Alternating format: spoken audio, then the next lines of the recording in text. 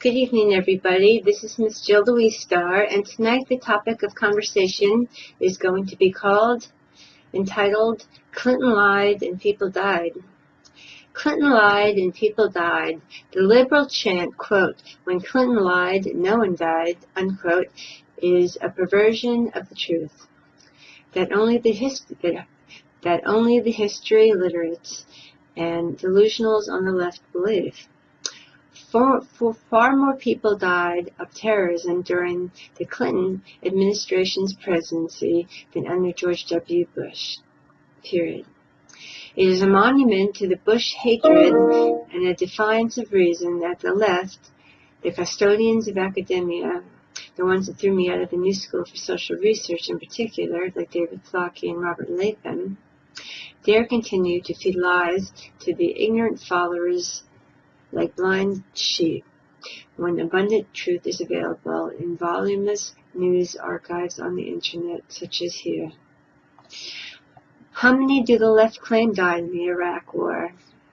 The highest, wildest, unsubstantiated claim is about 100,000, although official Iraqi estimates are under 30,000. Of course, either number pales when compared to the 100,000 to 230,000 Iraqis Saddam murdered during the Clinton presidency, and Bill Clinton and the United Nations waffled and argued about holding Saddam to the commitments he made at the end of the Gulf War, the first Gulf War. At the same time, Iraqi suffering was totally overshadowed by the 800,000 to 1 million killed in the Rwandan genocide. Again, Bill Clinton and the United Nations studiously looked the other way with a blind eye as the widely reported slaughter proceeded in Rwanda. The Rwandans were under the, quote, protection, unquote, of the United Nations. And at the same time, Bill Clinton was one of the strongest supporters of the United Nations, and at that time, Bill Clinton was one of the strongest supporters of the UN, of recent U.S. precedents, such as unilateral bombing without UN Security Council approval first, such as in the Bosnian War and the Kosovo War, killing hundreds of thousands. Clinton was one of the strongest supporters of the United Nations' recent U.S. precedents called humanitarian intervention, unquote. Bill Clinton was also known as America's, quote, first black president, believe it or not. Why? Because he lied about all kinds of knowledge of genocide and let the slaughter of the blacks and by blacks continue for 100 hellish and horrific days in Rwanda. And you can see one of the pictures here I have posted. Bill Clinton went into Rwanda in 1998 to, quote, apologize for not knowing how fast and lethal the Hutu attacks were. But recently declassified documents, which I'm going to show you, prove otherwise. He knew exactly how many hundreds of thousands of Hutu and Tutsis were dying. President Bill Clinton's administration knew Rwanda was being engulfed in genocide by April 1994, buried the information to justify its inaction. According to these classified documents made available for the very first time now. Senior officials privately used the word genocide. Excuse me, it's getting a little late. Senior officials of the Clinton administration privately used the word genocide within 16 days of the start of the Rwandan killings, but choose not to do so publicly because Bill Clinton, the president, had already decided not to intervene in Rwanda. He had his eyes on Bosnia. It took Hutu death squads 3 months from April 6th to murder an estimated 800,000 Tutsis and moderate Hutus at each stage. Accurately detailed reports were reaching Washington's top policymakers by that time, stating those facts. The documents undermine claims that Mr. Clinton and the senior officials did not fully appreciate the scale and the speed of the killings. In fact, the documents undermine claims made by Mr. Clinton and the senior officials that they did not fully appreciate the scale and speed of the killings. In fact, they wanted the killings to go faster of those black people in Rwanda in Africa. Here's some more pictures. Clinton lied and 1 million Rwandans died. How would that look on a bumper sticker? I think I'm going to make some up, Clinton. You scumbag. While Clinton was visiting Africa in 1998, the court apologized for not noticing the Rwandan genocide when lowly political science students such as myself going to the New School of Social Research graduate school realized it is sickening. In any event, notwithstanding, Bill Clinton not only stated that he, quote, did not notice the First and Second Congo Wars that were raging all around him also at that time, and during that time, almost 4 million people died during his second term in the Congo Wars. Then comes Bosnia. Provided Bill Clinton and the United Nations another opportunity, gave the United Nations another opportunity to procrastinate while observing and doing nothing, absolutely nothing about ethnic cleansing. Over 100,000 were killed and over 1 million were made refugees, it was said at the time. Before the Rwandan genocide, terrorists attacked the World Trade Center first in 1993, killing 6 and wounding 1,000. That attack set the stage for the more dithering and fumbling by Bill Clinton as the terrorists became stronger and more bolder leading up to 9/11.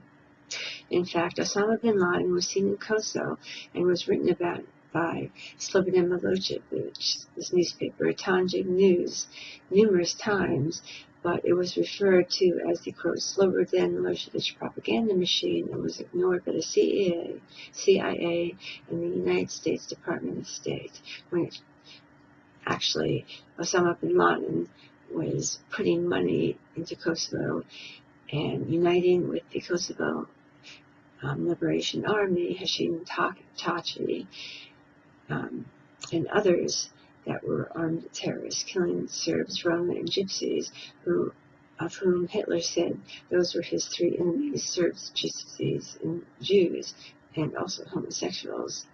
At that time, Osama bin Laden was sponsoring, with the nod of Izetbegovic, the president of Bosnia, terrorist camps which now exist all over Bosnia, although you don't hear that on CNN News, but you will see it on my website. During the Clinton administration, Hezbollah also bombed Kobad Towers in Saudi Arabia in 1995, killing 19 American servicemen and 1 Saudi and wounding 372 others. In 1998, history continues. During the Bill Clinton administration,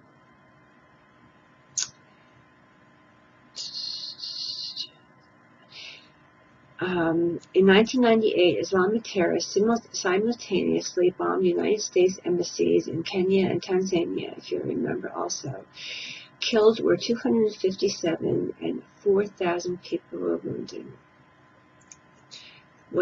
So these are the things that Bill Clinton actually accomplished during his presidency. They're disgusting, sickening, and as far as the history books, if they were written in truth, would not even list them in the books. During Bill Clinton's second term, as he was being entertained by Monica Lewinsky, the White House intern that gave him oral sex while he was speaking about bombing Bosnia and Pali on Holy Pascha, and also lying about it and trying to put a lid about it on other people, he said, sex waste, such as, quote, the bimbo eruptions of Paula Jones, Kathleen Wiley, and Juanita Broderick. Osama bin Laden and Al-Qaeda planned, organized, staffed, and trained for the attacks on 9/11, 2001. Bill Clinton was too busy getting oral sex from all of them. When Osama was vulnerable to attack and assassination, the Clinton presidency was too tired and found wanting to do nothing about it. The fact of the matter is, the 9/11 attacks occurred in President Bush's watch should not obscure the fact that everything but the execution of 9/11 occurred on Clinton's. There were 3,000 people needlessly died during 9/11, like the million in Rwanda Bill Clinton ignored. The hundreds of thousands in Iraq that Madeleine Albright stated deserved it. The hundreds of thousands in Africa, in the Congo, and other places in Bosnia where terrorists struck, and also Somalia. The path to 9/11 was well prepared and paved by Clinton's inability to identify, understand, and to make any attempt at combating the growing threat of Islamofascism. As he lied and denied, bin Laden and other terrorist leaders took heart and led and trained and were inspired by America's inability to face the reality of Islamic terrorism. Bill Clinton, Madeleine Albright, Dulbright, Sandy Berger, Al Gore, as history serves and proves itself, reserved places for each of you on 9/11's wall of shame. Your efforts to mute ABC and other American and worldwide news media didn't quite work. But you inspired many of us to look at what scares you most, and we found it in what it really is, the internet truth, and what can be spread by internet truth. And you see that now in me and others. I hope you're scared, because you should be, all of you. You're war criminals and you are sick of me. Seeing Bill Clinton's face on the evening news on CNN or any other channel actually makes me puke. And so history says the first blunder of war is truth. I'm not sure how long I can make this video, but I'm sorry my camera it's very late, and I'm having a hard time keeping my camera on key here.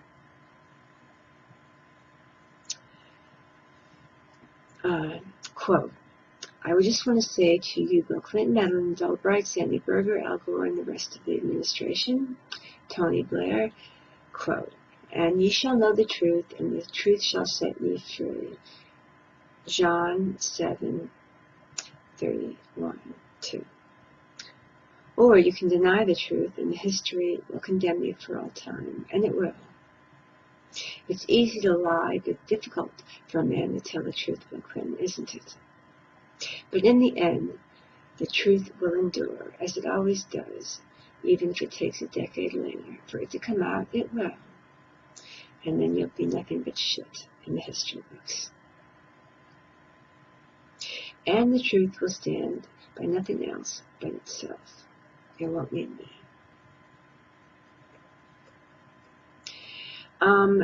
Tomorrow night we will read While Bush Lied, People Died.